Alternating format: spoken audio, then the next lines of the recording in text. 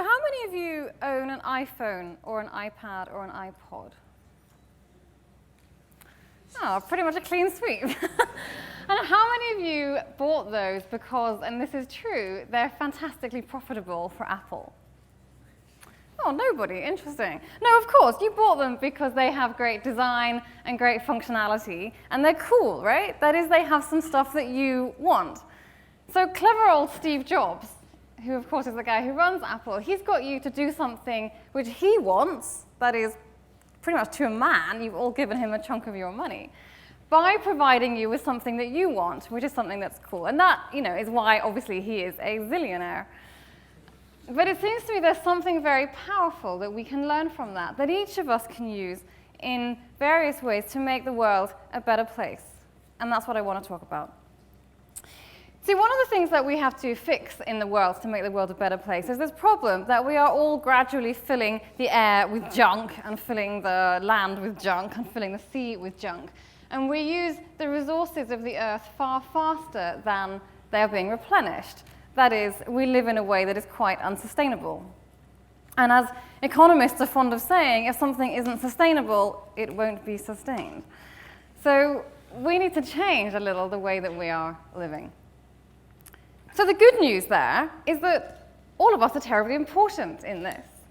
That collectively, the influence of decisions that we all make as individuals are very significant. So here in the UK, about 1/2 to 2/3 of all carbon emissions are directly influenced by individuals in the kind of choices that we make about, for example, how we travel or how we heat our homes and other buildings and the stuff that we buy and the food that we eat. The bad news is that only about 1/3 of people are making changes to their lives to live in a more sustainable way, and 1/3 isn't enough. That is to say that all the work that has been happening to engage people in climate and the environment and sustainability and stuff has only worked, for about 1/3, and it hasn't worked for the other 1/3. That is, it's basically not working. And you may remember that old adage about, if what you're doing isn't working, you better do something else. Well, it seems like it's time that we started doing something else. So it's going to be quite useful then for us to understand two things. Firstly, what's different about the 1/3 of people, and to be precise, in the UK it's about 30%. What's different about that 30% who are making changes to their lives to be more sustainable and the rest who aren't, firstly? And secondly, let's just remind ourselves about actually what have we been doing to engage people in this stuff, the stuff that hasn't been working, to ensure that what we do going forward is genuinely something else. So I want to share with you a segmentation which I think explains this difference between the 1/3 that are and the 2/3 that aren't. But it explains a lot more as well. It's based on Maslow's hierarchy of needs, for those of you who know that. If you don't, it doesn't matter. And it's been used in all manner of fields in terms of how people vote, for example, why they vote, if they vote, the kinds of things that they buy, the kinds of houses that they have. It explains quite a lot about how they use their free time. And it divides people into 3 broad groups called value modes, each of which we find right across the wealth spectrum. So there's a first segment of people who are primarily concerned about people and things that are quite proximate to themselves. So themselves, their families, their communities and neighborhoods, and sometimes their country. And their primary psychological need is ensuring the safety and security of those things that are quite proximate to them. So this is a group who would, for example, quite often live in detached houses, and big hedges that, you can be terribly safe and secure behind. Quite likely to drive 4x4s or Volvos. I am safe in my box. They make quite low-risk financial investments. The gun-owning lobby in the US, for example, is dominated by this group. The safety and security of my family is my business, and why ever would I outsource that to the state? If you ask the people when was the best time to be alive, they will say in the good old days, because they're quite interested in rules and everybody abiding by the rules and kind of knowing what everyone is supposed to be doing. Okay, so that's the first group. Then there's a second group who are primarily driven by needing the esteem and respect of other people. So They look to see lots of other people and be seen by lots of other people, and are quite attracted to visual symbols of success by which they can demonstrate their success and thus gain the esteem of others. So they look to be quite visible, so loads of activity on social networks, for example, quite interested in fashion, in going to the right restaurants or going to the right clubs. And that can mean nightclubs, but it can also mean, the yacht club, or the Institute of Directors actually is a good one for being able to kind of demonstrate your success in your professional field. So that's that group. And then there's a third group who are primarily interested in their sort of intellectual and ethical imprint on the world. So they are interested in ideas, in ethics, in rights, in stewardship. This room will probably be over-indexed in this group, actually, because of the interest in ideas. They're interested in people who are, their interests include people who are quite a long way away from themselves, so people that they've never met and are never going to meet. So future generations, for example, is very relevant to them. They're the kind of people who might take jobs in charities or NGOs or government, the kind of group that have driven the growth of fair trade and against animal testing. So I said that this predicts a little about how people use financial products, for example. So I have a really good friend who is in this group here who has chosen not to have a credit card, for example, because debt is bad. The Bible says debt is bad, and debt's been bad news for less developed countries, and so debt is bad. For this group, debt is fantastic, because it means that you can buy more stuff. So three very different groups then. Here I am my community and I want to be safe and secure. Here I am aiming for the respect and visibility amongst others. And here, I am kind of my ideas and the effect that I have on the world. Okay, so let's just hold that. And then let's think about the work that's happened to date to engage people in climate and sustainability and the environment and all that. So first thing that might come to mind is An Inconvenient Truth. Right? A fantastic film in which Al Gore, as you know, talks about the data and the theories about climate change, and he talks about a number of examples of where climate is already creating problems. So he has examples of glaciers, for example, melting in Switzerland and in the US, and examples of lakes drying up in Africa and in Central Asia. Well, if you're in this group, this is precisely the kind of stuff that you're interested in. So you listen. And furthermore, the notion that you can do something about this pretty big problem yourself, simply through the way that you live, is actually pretty attractive. So you do. But if you're in this group, the middle group, and you're primarily trying to demonstrate your success to other people, it's just not really obvious kind of how this relates to you, or how you would assimilate that information, or what you would do. Because it's very different, and so you don't do a whole lot with it. And if you're in this group, well then, you're primarily concerned around things that are quite a long way, that are quite near you. And so things that are a long way away, like lakes in Central Asia, or Glacier National Park, whatever, it sort of seems like it's really quite irrelevant, and so you don't listen particularly, you don't do much. Now, it's not that these two segments are full of people who are bad or evil or stupid or something. It's just that the problem isn't one that connects with them, or it's not being described in a way that connects with them. It certainly doesn't connect with them at a profound enough level to get them to change the way that they're living. And there are quite a number of variants on the Inconvenient Truth theme, so things like an 11th hour or the day after tomorrow, about how it could be terrible at some point in the future. And all the adverts that you might have seen about climate change causes hunger and death, or climate change. You might think climate change is a long way off. Well, it is. It's 5,000 miles away. And I take my hat off to the people that have done those, because it's important to make the connection between development and climate change. But they work very well for this group, but they don't really connect with these two groups. And then there are the encouragement to give stuff up. So, don't fly, or buy nothing day, for example. Well, for this group in particular, in the middle, this is profoundly unattractive. Because if you're in the business and your biggest psychological driver that you have is about demonstrating your success to other people, which often means accumulating cool stuff or being able to go to aspirational places, Well, of course you're not going to stop doing that. That's kind of what you're wired to do. And so we have then a situation in which, basically this 30% is acting because they've gotten engaged in the problem. It's their kind of problem. And the other two groups aren't, because it all sounds, really complicated and really awful. And, they're just kind of hearing people talking about something that is just not very interesting for them. And the solutions to which sound pretty ghastly.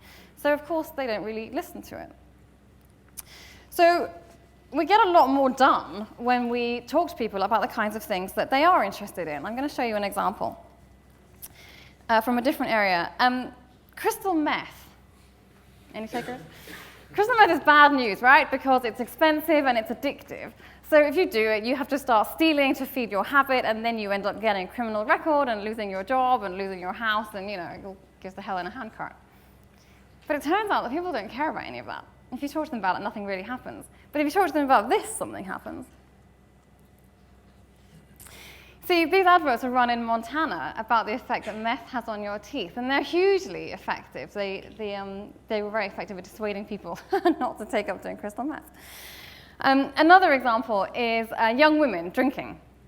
Young women drink too much, and it's bad news because it knackers up their liver, and it's very expensive to fix, and they fall under buses, and they get into unlicensed minicabs, and da-da-da. Same thing. It turns out that they don't really care about any of that. What they care about is what they look like, though. So these were adverts that ran in the UK. Again, they were enormously effective. Now, notice what's going on here. The health people don't care about your skin or your teeth particularly, but they know that you do, and so they're happy to talk about those things as a way to influence what you do. Because the important thing is not why you stop drinking or doing drugs or whatever. The important thing is that you do. And they know that they can get you to do stuff that is more healthy, not by talking about health to people who aren't interested in it, but rather by talking about something that they are interested in. In just the same way that Steve Jobs knows that you're not interested in Apple's profitability, but he gets you to do stuff that is very profitable for Apple by providing you with something that you want. And it's precisely analogous with sustainability. We can get people to do stuff that is sustainable, not by talking about sustainability, but by providing them with something that they want. So, okay, then, what does this look like? Is it possible, then, to get people to do stuff that is pro-environmental by appealing to stuff that they want? Well, yeah, sure it is. What is this? This is a mechanism for getting to school that is more entertaining than going in a boring old car, right? And in some parts of London, it has become so popular that scooters have created an appreciable drop in the number of journeys to and from school happening by car. Well, fantastic. For sure, kids aren't doing it for that reason. They're doing it because it's more entertaining. But they are, what you might call, accidental environmentalists. This is another example. What's this? This is a mechanism for reading a book which does not involve chopping down a bunch of trees and driving them on a truck to a factory where you pulp them using a pile of energy and then drive them round to a bookshop. And so they have a lower environmental footprint. And for sure, nobody buys them for that reason. They buy them because of the convenience and the functionality. But again, they make us, as it were, into accidental environmentalists. You see, all of these things, we're getting people to do stuff that is more sustainable, not by talking about sustainability, but by providing them with something that they want. The organization that I run, Global Cool, operates on the same kind of basis. We run campaigns, for example, to get people to fly less. But we don't talk about less or not flying. We talk about, oh, look what a lovely time you can have if you go on holiday on a train. So, you can get up and wander around and use your Wi-Fi and use your, go for dinner and have a nice meal with proper cutlery and proper crockery, and no one asks you to take your shoes off, for example.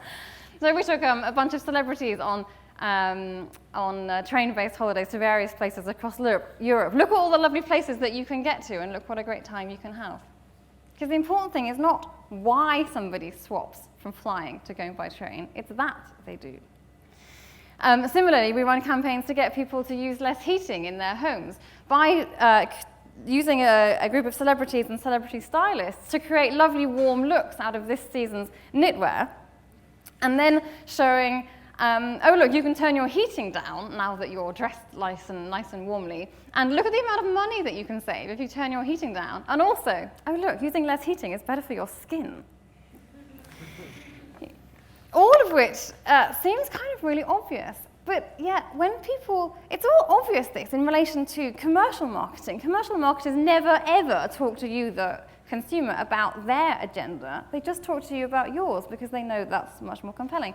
And everyone kind of knows this. But what is peculiar is that when people start working on green and sustainability and the environment and climate, almost invariably, they start going on about green, environment, and sustainability, which connects fantastically well with this group of people who, by the way, are doing this stuff already, and doesn't connect with the other two groups. So I was talking recently to the Global Sustainability Director at an enormous multinational, and they've run a complicated environment week that was quite expensive to run, and when they did the maths afterwards, oh look, they'd managed to succeed in engaging these people, all of whom were doing stuff already, and they had achieved precisely nothing in terms of engaging anybody else. Now, it doesn't even have to be complicated. These ways of getting people to do things that are more pro-environmental doesn't have to be complicated. We used to be given office space in an advertising agency. And you know, often you see there's encouragements to walk up the stairs rather than to take the lift because it's better for your health and because it uses less energy. Well, in this ad agency, someone used to just put jokes up the stairwell. And so you would kind of end up walking up the stairs just because it was quite entertaining. And the important thing, you know, your heart and your internal organs or whatever don't know and don't care why they're suddenly getting to do some exercise. They just care that they are suddenly getting to do some. Similarly, Marks and Spencer's thinks that its Plan A, sustainability plan, has contributed fully 10% to its bottom line last year. Well, it's pretty easy to get the attention of most corporate CEOs by talking about the kind of financial performance that sustainability can bring, even if they don't give two hoots about the environment. So it doesn't have to be complicated. So here then is the idea worth sharing, which sounds kind of ridiculous when you say it. It's just that we achieve a great deal more in terms of persuading people to act if we care about what they do as opposed to why they do things. And we will achieve a great deal more when we focus on the interests that the people that we are talking to have as opposed to necessarily our own interests. And we should be willing to engage in all sorts of things, talking about jokes or fashion or skin or teeth or financial performance in order to get that. We need to focus on what we need to achieve and whatever it takes to be able to achieve that. Thank you.